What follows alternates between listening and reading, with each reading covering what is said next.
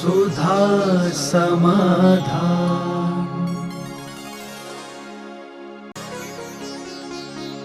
नमोस्तु गुरुदेव। आचार्य श्री कुंद स्वामी जी ज्ञान प्राप्त करने के लिए विदेह क्षेत्र गए थे। क्या हम भी ज्ञान प्राप्त करने के लिए विदेह क्षेत्र जा सकते हैं? आगम से जाने में तो बाधा नहीं, क्योंकि रिद्धियों के द्वारा, विक्रिया रिद्धियों के द्वारा इस प्रकार का उल्लेख मिलता है। यदि कोई रिद्धिधारी मुनिराज हैं, विद्याधर लोग हैं, वो विदेह क्षेत्र जाते हैं, भगवान की वाणी सुनते हैं। कई विद्याधरों का ऐसा उल्लेख मिलता है। श्री कृष्ण और पांडव आदि का भी कालोदति जो धातकी खंड में जाने का उल्लेख मिलता है कि वो लोग भी धातकी खंड गए। हालांकि वो समोषण में नहीं गए, लेकिन धातकी खंड तक तो पद्म व पांडव पुराण के अंतर्गत वहाँ जाना उनका बताया है। हरिवंश पुराण में भी आया।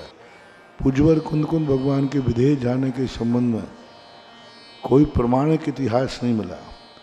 पूज्यवर जयसेन स्वामी महाराज ने पंचास्तिकाय की टीका में किंवदंती करके लिखा है।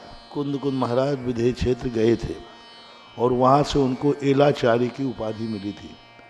रास्ते में उनकी पिछी गुम जाने से, आकाश मार्ग से जो देव ले जा रहे थे या विद्याधर ले जा रहे थे, तो पिछी गिर जाने से गिद्ध पिछी स्वीकार की। तो ये दो उल्लेख के संबंध में मिलता है, लेकिन किंवदंती शब्द का प्रयोग किया। तर्क की दृष्टि से सोचा जाए तो वहाँ जाना इनका संभव इसलिए नहीं बनता कि वहाँ की व्यवस्था और यहाँ की व्यवस्था में बहुत अंतर है। वहाँ जाने के बाद कौन व्यक्ति यहाँ लौट के आता? वहीं पर रह जाते, क्या दिक्कत है? लेकिन कोई कहे कि वहाँ के रहने पर व्यवस्था नहीं बनती, क्योंकि यहाँ 500 धनुष के जीव थे और ये 5-7 फुट के थे, तो वहाँ कीड़े जैसे ऐसे हाथ पर रख के दिखाया भगवान, ये मनुष्य की आकृति का कौन सा कीड़ा है? तब भैया ये कीड़ा नहीं है, भरत क्षेत्र के महान आचार्य हैं। तो उस समय इलायची के समान छोटे समोषण में देखे तो सबने कहा एलाचार्य। कहानियों में, अर्वाचीन शिलालेखों में भी उनको ये बात का उल्लेख मिला। लेकिन ये सारे उल्लेख 10वीं शताब्दी के बाद के, यानी 10वीं के उत्तरार्ध और 11वीं के, उसके पहले का कोई भी उल्लेख नहीं मिलता। दूसरी सबसे बड़ी बात, बार बार जिनेंद्र भगवान का नाम ले रहे हैं कि ऐसा, तो एक बार भगवान कह देते कुंद स्वामी, मैं खुद साक्षात सीमंदर भगवान से यह ग्रंथ सुन करके आया हूँ। इससे उनकी कोई मान नहीं बढ़ रहा था। जिनेंद्र भगवान ने ऐसा कहा, तो एक बार कहते थे सीमंदर भगवान ने ऐसा कहा और मैं खुद सुन के आया हूँ। इससे धर्म की प्रभावना होती, प्रमाणिकता होती। लेकिन पूज्यवर ने कहीं भी अपने ग्रंथों में सीमंदर भगवान या विदेह क्षेत्र का उल्लेख नहीं किया, बल्कि समय सार में ये और कह दिया, शुद्ध केवली भणियम, मैं कौन सा वंदित तो सभ्य सिद्धे ममल मणोवंगदम बहुत छामी समय पाहुण मृणमो शुद्ध केवली भणियम। अब शुद्ध केवली भगवान ने कहा है तो सीमंदर भगवान कह देते ना। जिनेंद्र भगवान ने जो कहा है वो मैं कह रहा हूँ। शुद्ध केवली कहना बता रहा है कि सीमंदर भगवान के समोषण में श्री भगवान महाकुंद स्वामी नहीं गए और उनके सुनने के बाद समय सार नहीं लिखा गया। तो ऐसा लगता है कि वो शायद नहीं गए हैं। एक अति श्रद्धा किसी के प्रति हो जाती है तो ऐसा भाव आता है, ऐसा लोग कह देते हैं। नमोस्तु गुरुदेव। आध्यात्मिक शैली और आगम शैली में क्या अंतर है? अध्यात्म शैली में नए की प्रधानता होती है, उपादान की प्रधानता होती है, नए का आलम्बन लेके कथन करते हैं। सिद्धांतों में नए का आलम्बन नहीं लिया जाता। आगम ग्रंथ जो सिद्धांत उनमें नए का आलम्बन नहीं किया, वहाँ सीधा सिद्धांत बताया जाता है।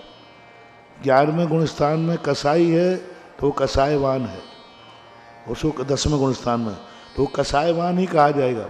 लेकिन अध्यात्म ग्रंथों में कहा जाएगा नहीं, निश्चय नय की अपेक्षा से वो कसाय रहित है। तो इस प्रकार का सिद्धांत कानून को फिक्स करता है कि कानून यह है, इनके कसाय है, बंद हो रहा है। अध्यात्म कहता है उनका अभिप्राय क्या है। सिद्धांत कहता है कि इसने इसका मर्डर किया है, अध्यात्म कहता है नहीं किया, मर्डर किया नहीं है, मर्डर हुआ है, उसने करने का भाव नहीं था। तो अध्यात्म ग्रंथ उस भावना को पकड़ता है कि उपादान को हम जितना ज़्यादा दोषों से बचा सकें वो बचाने का प्रयास करता है।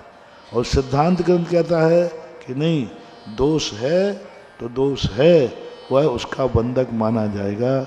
ये दोनों शैलियों में अंतर। नमोस्तु गुरुदेव। एक दूसरे के हाथों से ली हुई मुद्रा को जो हम दान पात्र में डालते हैं तो क्या इसमें हमें कोई दोष लगता है? रुपया एक ऐसी चीज है जिसमें छुआछूत की बीमारी होती नहीं। रुपया लेते समय कोरोना वाला भी नहीं डरता। मैंने पूछा था, भाई आप लोग इतने डर रहे हो तो ये नोट लेते धोखे लेते हो क्या? तो कुछ लोग तो कहते नहीं, उनको गर्म कर लेते थे। लेकिन कुछ लोग तो नोट मुद्रा के संबंध में ऐसा कोई दोष नहीं आता, क्योंकि ये राजा की व्यवस्था है। राजा की व्यवस्था बनाई हुई पर हम कोई भी दोष पैदा नहीं कर सकते। ये राष्ट्रद्रोह माना जाता है। राज की व्यवस्था, राज की सील लगी हुई है, उसको हम सदोष निर्दोष, उसके हाथ में है तो सदोष है, इसके हाथ में, ये नहीं किया जा सकता। मुद्रा सदा निर्दोष होती है। नमोस्तु गुरुदेव। शरीर के ऊपर कितने इंद्रिय जीव उत्पन्न होते हैं और यह जीव दिखाई क्यों नहीं देते हैं? पंचेंद्रिय जीव भी उत्पन्न हो सकते हैं। सम्मूर्छन मनुष्य की उत्पत्ति इसी शरीर के ऊपर होती है। सम्मूर्छन संगी पंचेंद्रिय मनुष्य शरीर के अंदर ही, शरीर के बाहर स्थानों पर, अंदर स्थान में नहीं, बाहरी स्थानों पर उनके इस उत्पत्ति के स्थान की बात कही। और रही बात विकलत्र आदि, तो विकलत्र भी उत्पन्न हो सकते हैं। ऊपर पंचेंद्रिय भी उत्पन्न हो सकते हैं। जितने सम्मूर्छन हैं वहीं सम्मूर्छन होकर चलने लगे। जैसे मान लो कोई कीड़ा है, कीड़ा उड़ करके आया और यहीं जन्म गया और जन्म के उड़ गया। अपने शरीर पर कितने सम्मूर्छन जीव ऊपर उत्पन्न होकर के मरते हैं। एक इंद्रिय, दो इंद्रिय, तीन इंद्रिय, चार इंद्रिय, पंचेंद्रिय, पसीना है और भी धूल आदि लगती है, इनमें जीवों की उत्पत्ति होती रहती है। सम्मूर्छन जीव रहेंगे पर वो दिखाई नहीं दे, क्योंकि उनकी अवगाहना इतनी छोटी होती है कि भी हमें दिखाई नहीं देंगे। लेकिन कुछ जीव दिखाई देते हैं ना, जैसे कहीं कहीं अपन को तुरंत खुजली चलने लगी, अभी नहीं चल रही थी, वहाँ कोई सम्मूर्छन जीव उत्पन्न हो गया है। जैसे अभी अपन सामान बैठे हैं और एकाएक यहाँ खुजलाने की बात आ गई, तो यहाँ पसीना था या कुछ था, वहीं सम्मूर्छन जीव उत्पन्न हो गया। अब वो सम्मूर्छन उत्पन्न होकर के हमारे देखने में भी आ जाता है। पर संगी पंचेंद्रिय को इतनी वैरायटियाँ हैं कि उनमें अपन नहीं पकड़ पाते कि संगी पंचेंद्रिय है या चौरेंद्रिय है। ऐसा घात में तो पाप लगेगा, इसलिए तो सावधानी पूर्वक ही शरीर की प्रवृत्ति की जाती है। नमोस्तु गुरुदेव। कर्म फल और कर्म चेतना में क्या अंतर है? कर्म फल की चेतना कहलाती है कर्मों के उदय के अनुसार ही जिंदगी जीना, अपनी इच्छा के अनुसार नहीं। कर्मफल चेतना एक इंद्रियों के मुख्य रूप से होती है, अन्य के नहीं होती, सो बात नहीं है, लेकिन उनके कर्म चेतना नहीं होती। विकलत्र में कर्मफल चेतना प्लस कर्म चेतना होती है। कर्म चेतना का अर्थ है प्रतिकार करना, यहाँ वहाँ भागना, यहाँ पर खतरा है दूसरी तरफ चल दिया, ये कर्म चेतना कहलाती है। और तो ये दो चेतनाएं, एक इंद्रियों के कर्मफल और विकलत्रों से लेकर के जितने पंचेंद्रिय तक हैं इनको कर्म चेतना होती है। नमोस्तु गुरुदेव। किस अपेक्षा से कहा गया है कि सीता रावण की पुत्री थी और जैन आगम में सीता का वर्णन किया गया है या नहीं? गुणभद्राचार्य उत्तर पुराण के अंदर इस प्रकार की कथा ही है। कुछ प्रकीर्णक और भी ग्रंथों में मिलती है कि वह सीता की पुत्री मानी गई है, लेकिन ऐसा भी उल्लेख मिलता है कि घोषणा करने पर कि इसके द्वारा इनका मरण होगा, इस पुत्री के निमित्त से तुम्हारा मरण होगा, तो उन्होंने इसको जमीन आदि में गाड़ दिया था।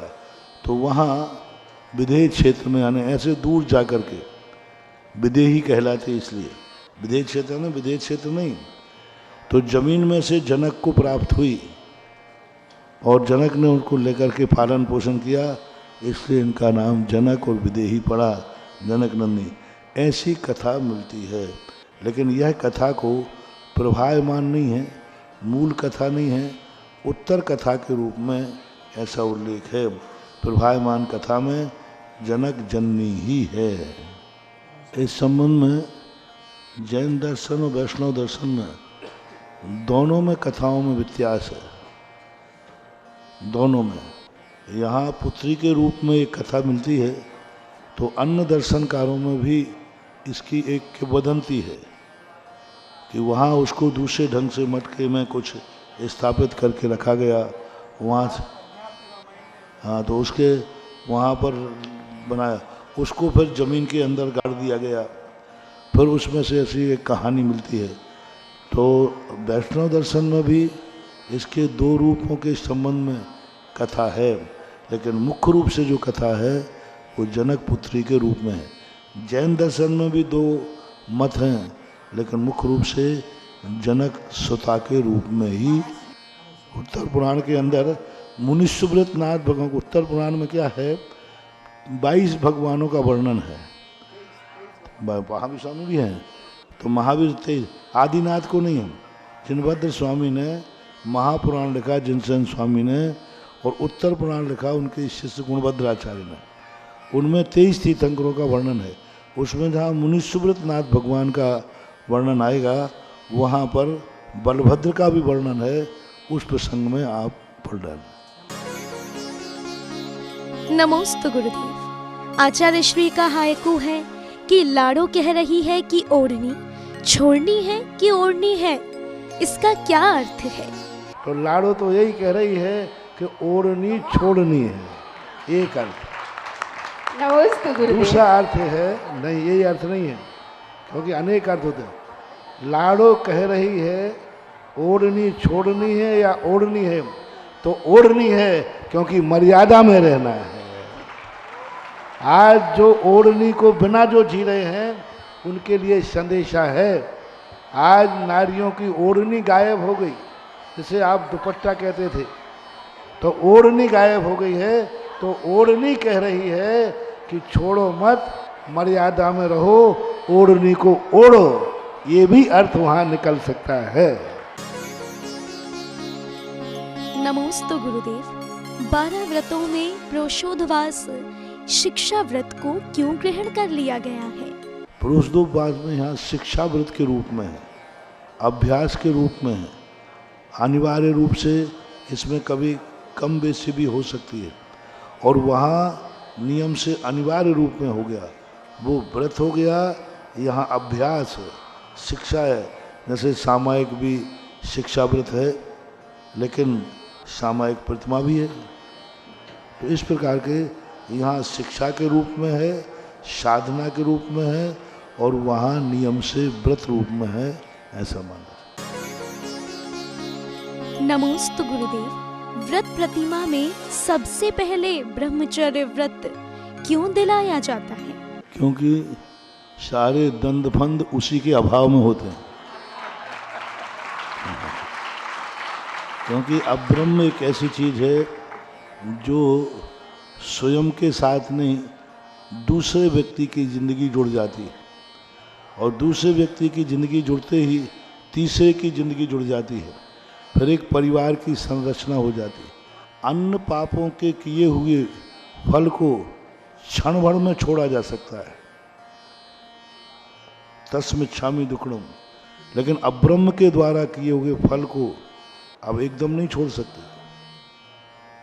एकदम नहीं छोड़ सकते। संतान आदि की उत्पत्ति होने पर आप एकदम बरी नहीं हो सकते, आपको जिम्मेवारी उसकी निभाना पड़ेगी। तो एक ऐसा और कोई पाप हो जाता है, ठीक मैं आज से कर दिया है, अब आज से छोड़ता हूँ। चोरों तक के लिए इतने खूंखार चोर थे, फिर चोरों ने चोरी करी और लेकिन 1 मिनट में उन्होंने स्वीकार कर लिया, सब चोरी माफ हो गई। लेकिन कोई गृहस्थी बचाकर शादी करके और फिर दूसरे दिन कहे साहब मैं तो छोड़ता हूँ, तो अब मानव अधिकार लागू हो जाएगा, आप नहीं छोड़ सकते। इसलिए वो व्रत इसलिए दिलाते हैं क्योंकि संसार में उलझाने वाला, संसार में ऐसी समस्या पैदा कर देता है जिससे फिर बहुत कठिनाई होती है, इसलिए वह दिलाया जाता है। नमोस्तु गुरुदेव। स्वर संवेदन और स्वरूपाचरण में क्या अंतर है? स्वर संवेदन और स्वरूपाचरण में अनेक भेद है। स्वर संवेदन के अनेक भेद है, सविकल्प स्वर संवेदन भी आता है और जो अहम वेद में परीक्षा वाला स्वर संवेदन भी आता है, और एक संवेदन है निर्विकल्प स्व शुद्ध स्व संवेदन। और यथाख्याचारित के अनेक भेद नहीं है, यथाख्याचारित एक ही प्रकार का है जो कसाय के अभाव में प्रकट होता है। स्व संवेदन जो है इसके बहुत सारे रूप दिए गए, कसाय के सद्भाव में भी स्व संवेदन हो सकता है। कसाय के सद्भाव होने पर भी किससे? ज्ञान के माध्यम से। सप्तम गुण स्थान में भी आचार्यों ने स्व संवेदन माना, अष्टम नवमे में भी स्व संवेदन माना पूज्यवर जयसेन स्वामी ने, लेकिन यथाख्याचारित किसी ने भी छठे सातवें गुण स्थान में नहीं माना। जो स्वरूप से स्वरूपाचरण चारित है वो तो 11वें से ऊपर ही होता है। ऐसा कुछ भेद हैं, और समय सार की भाषा में देखा जाए तो स्व संवेदन यथाख्याचारित एक ही प्रकार का है, क्योंकि दोनों के लिए ऐसी व्यवस्था बनाई, शुक्ल ध्यान और शुद्ध उपयोग दोनों एकार्थवाची हैं। और कुंद स्वामी शुक्ल ध्यान 11वें से मानते हैं, तो स्व संवेदन भी वही मानना चाहिए। सुधा समाधान